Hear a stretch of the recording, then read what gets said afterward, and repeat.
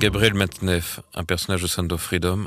Jeudi, le témoignage accablant d'une femme sur un réseau de pédocriminels ayant opéré il y a quelques années a été dévoilé.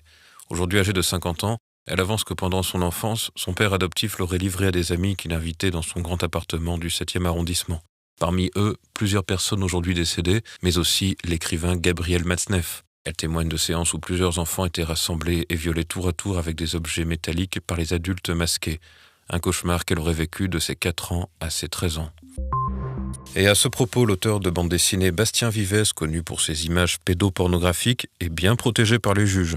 Jeudi, 5 personnes ont été condamnées par le tribunal correctionnel de Paris à des peines de 2 à 7 mois de prison avec sursis pour menace de mort. Des propos tels que peine de mort pour les pédos ou des prédateurs tels que toi, on va vous couper les couilles, ne sont visiblement pas passés.